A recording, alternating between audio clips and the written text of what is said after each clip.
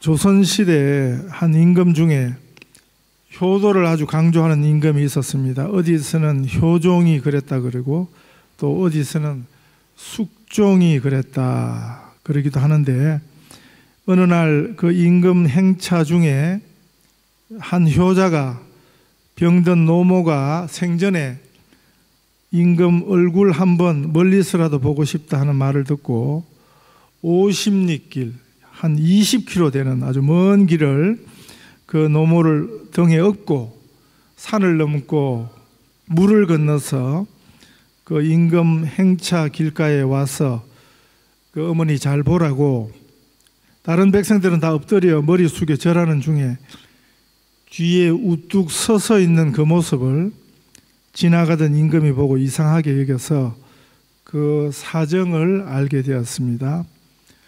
이런 효자가 다 있나 해서 아주 큰 상을 내렸습니다. 그 이야기를 효자가 아닌 평소에 아주 막심한 불효자가 전해 듣고, 저도 자기 어머니를 업고 임금 지나는 행차길에 서서 생쇼를 했습니다. 신하들이 알아보니 평소에 무지막지한 불효자 놈이 큰 상 욕심에 그랬다는 사실을 알고 임금에게 고하기를 이런 놈은 상이 아니라 큰 벌을 내리시라고 고해 바쳤습니다.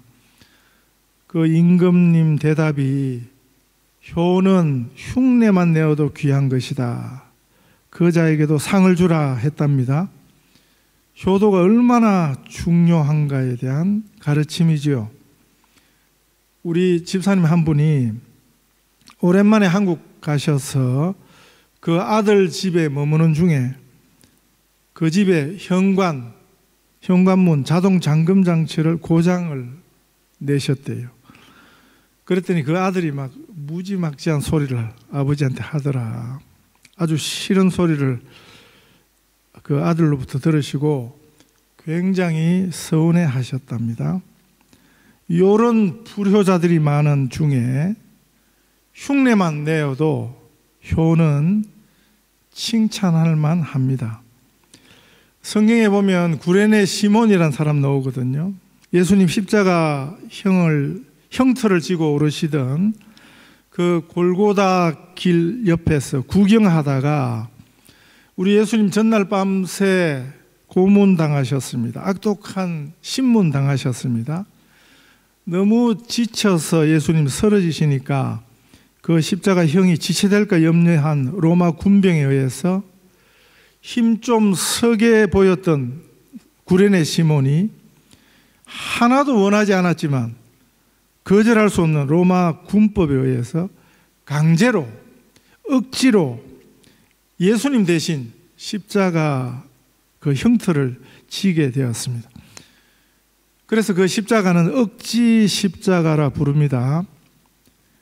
억지로 하는 효도는 임금한테 상을 받았고요, 이 구레네 시몬의 억지 십자가도 나중에 예수 믿게 되고 나니까 그보다 더한 영광이 그 가문에 없었습니다. 그래서 억지 십자가도 그 의미가 있습니다. 우리가 이 세상 살다 보면 싫어도 억지로 해야만 하는 일들이 여러 있습니다. 우리 신앙생활에서는 어떻습니까? 아주 오래전에 제가 전도사였을 때 40년도 더 된 이야기인데요, 그때 책을 마음대로 살 수 없다는 것이 제일 불편할 때였습니다. 어느 집회에 참석했는데 예고에 없었는데 특별 헌금을 갑자기 거두는 것이었습니다. 어느 교회에 불이 나서 그 불난 교회를 돕자 하는 취지로 적석 헌금이었습니다. 그 당시 제 호주머니에 1,000원짜리 한 장, 한국 돈 10,000원짜리 한 장이 있어가지고 재빨리 제가 둘을 분리해서 한쪽에는 1,000원짜리, 다른 한쪽에는 10,000원짜리를 넣어두고 헷갈리지 않도록요. 왜냐하면 그 10,000원짜리는 책값이었거든요. 그래서 틀림없이 1,000원짜리 한 장을 헌금하기로 단단히 마음먹고 잘 준비해서 차질 없도록 헌금을 했는데 나중에 그 집회 끝나고 나와서 보니 10,000원짜리가 없어졌습니다. 1,000원짜리는 그대로 있고요. 지금 생각해도 너무 아깝습니다. 너무 안타깝습니다. 40년 전의 이야기인데 1,000원 헌금을 하려다가 10,000원 한 것 때문에 아까운 게 아니고요. 10,000원을 헌금을 하고도 우리 하나님 받으신 것은 1,000원이기 때문에 그렇습니다. 오늘 본문 말씀에 2절에 보면 이스라엘 자손에게 명령하여 내게 예물을 가져오라 하고 기쁜 마음으로 내는 자가 내게 바치는 모든 것을 너희는 받을지니라 이렇게 말씀하셨습니다. 우리 하나님이 받으시는 것은 헌금이든지 섬김이든지 봉사이든지 기쁜 마음으로 내는 자가 바치는 모든 것입니다. 이를 성경 다른 곳에서는 자원하는 마음이라 표현했고요. 이 의미는 달게 내는, 즐겁게 내는, 감사함으로 드리는 예물입니다. 얼마나 크냐 적으냐 이런 것은 세상식이고 우리식이고요. 우리 하나님식, 성경식은 기쁜 마음으로 내느냐 하는 것입니다. 고린도후서 9장 7절에 보면 하나님께서는 즐겨내는 자를 사랑하시느니라 이렇게 말씀했습니다.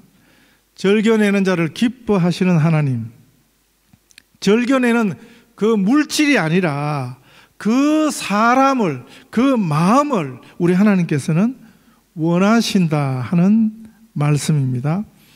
우리 하나님은 온 우주의 주인이세요. 온 세상 전부가 다 하나님의 것입니다. 그래서 우리 하나님에게는 필요한 것이 없습니다. 부족한 것이 조금도 없습니다. 본문에서 우리 하나님께서 모세에게 말씀하여 이르시되 이스라엘 자손에게 명령하여 내게 예물을 가져오라 하셨는데 8절 9절 말씀에 보면 내가 그들 중에 거할 성소를 그들이 나를 위하여 짓되 물은 내가 내게 보이는 모양대로 장막을 짓고 기구들도 그 모양을 따라 지을지니라. 우리 하나님께서 우리 안에 거하시는 성소, 이 참 성전이지요. 이 목적을 위해서 우리를 위한 성소입니다. 우리 하나님께서 뭐가 부족해서 필요해서가 아니라 이 예물을 요구하시고 우리식으로 헌금을 요구하셨는데 사실은 우리 하나님을 위한 것이 아닌 바로 우리를 위한 예물이고 헌금입니다. 우리가 하나님께 드리는 것을 우리 인간 사이에 무엇인가 서로 주고받는 것으로 이해해서는 안 되는 것입니다. 제일 답답한 생각은 우리 것을 드려서 그래서 하나님의 것을 받아내려는 생각입니다. 그리고 안 드렸다가는 벌을 받는 것 아닌가 하는 이런 생각은 우리 위대하신 하나님을 너무 하나님을 작게 생각하는 거죠. 너무 하나님을 추잡하게 만드는 것입니다. 전에 제가 파묘라는 무덤 파서 거기 시체 꺼내는 한국 영화 이야기를 해드렸습니다. 한 1년 돼 가는 것 같은데요. 지난주에 보니까 한국에서 상을 4개나 받았더라고요. 귀신 이야기인데 귀신이라는 존재의 그 본질을 잘 보여주는 영화입니다. 귀신은 참 황당하고 추잡스럽고 좀스러운 존재입니다. 자기 묘자리 불편하다고 그 자손들을 죽이려 드는, 그것도 저기 미국까지 이민 가서 살고 있는, 거기까지 찾아가서 거기 막 태어난 갓난쟁이 어린아이를 자기 손주거든요. 그런데 그 손주를 죽이려 드는 존재가 그게 귀신입니다. 이런 사악한 귀신이 어디 있습니까? 그런데 이런 게 바로 귀신입니다. 우리 하나님을 이런 귀신처럼 여겨서 되겠습니까? 성경에서 말씀하는 하나님을 하나님으로 이해하지 않고 순 우리식으로 하나님 이해를 하니까 그런 것입니다. 하나님은 인생이 아니십니다. 우리처럼 참 수준 낮고 속 좁은 분이 아니세요. 여기 있는 한 규모 있는 큰 한인교회 이야기를 제가 지난주 들었는데, 그 교회에서는 결혼식을 그 교회당에서 하려면 반드시 신랑 신부 둘 다 그 교회 교인이 되어야 한다네요.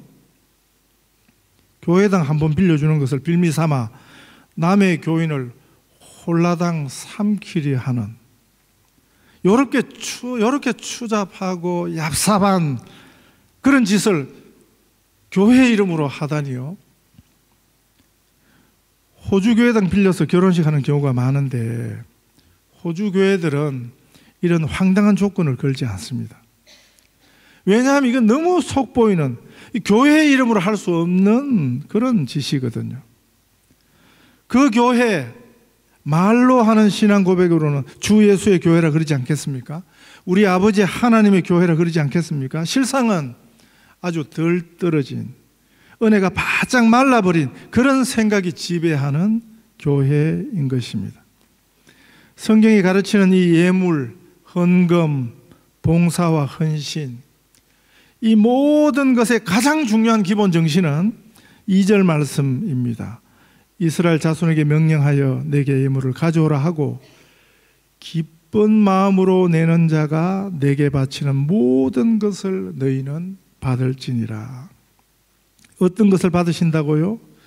기쁜 마음으로 내는 자가 내게 바치는 모든 것을 너희는 받을지니라. 그래서 이 예물은 그 본질이 우리 하나님이 필요로 하는 것이 아니라는 것을 알 수 있습니다. 만약 우리 하나님이 우리가 그러듯이 절실히 필요로 하는 것이라면 억지로라도 강제로라도 무조건 내라 하실 것입니다. 강제로 억지로 하게 하는 것은 그건 수상한 것입니다. 이런 식은 세상식입니다. 그러나 우리 하나님식은 기쁜 마음으로입니다. 기쁜 마음은 즐거운 마음이죠. 그래서 저절로 자원이 되는 마음입니다. 이런 것도 일시적인 기쁜 마음, 이런 게 아니었습니다. 일시적으로 기쁜 마음, 그건 지나고 나면 후회가 되는 것입니다. 여기서 말씀하는 기쁜 마음은 아무리 시간이 지나도 그때 그 결정, 그 선택을 후회하지 않는 것입니다. 이 기쁜 마음 바탕에는 감격이 있습니다. 감사가 있습니다. 그래서 받는 자가 받아서 감사가 아닌, 드리는 자가 드릴 수 있어서 하는 감사, 이 놀라운 감사의 신비가 이 기쁜 마음 그 바탕에 있는 것입니다. 제가 전에 있던 교회 장로 한 분이 정말 웃기는 분 계셨는데, 평소에 돈을 무시하게 아끼는 장로와 그 부인이셨는데, 그래도 그 장로님은 그 부인에 비해서 체면이라는 게 있어가지고 체면을 중시했어요. 자존심도 상당했고, 그 교회 다른 장로 한 분은 그 수입이 여기 한인들 중에 몇 번째 손꼽히는 분이셨어요. 굉장히 부자 장로님이셨는데, 그런데 그 구두쇠 장로님은 그 11조, 그분이 내는 11조를 절대로 낼 그런 형편이 안 되었습니다. 근데 어느 주일부터 이 장로님이 그 부자 장로와 똑같은 액수의 11조를 해가지고 재정부에서 발칵 뒤집혀졌어요. 물론 한 달만 딱 했습니다만은. 남이 하는 것 어느 정도 흉내는 낼 수 있지만 즐거운 마음으로 할 수는 없는 것입니다. 그 금액은 겨우 몇 주 맞출 수 있었는지 모르지만 자존심으로요. 그런데 이런 일은 굉장히 미련한 일입니다. 그렇게 아깝게 여겨 드린 것은 우리 하나님이 받으신 것이 아니거든요. 제가 실제로는 10,000원을 헌금했지만 큰 실수로요. 그런데 하나님 받으신 실제 금액은 1,000원뿐이었던 것과 꼭 같습니다. 기쁜 마음, 감격으로 감사가 아니면 절대로 하지 마세요. 그냥 떡 사 드세요. 제가 오늘 설교 제목을 즐거운 마음으로 십자가 지고 가라 이렇게 정했습니다.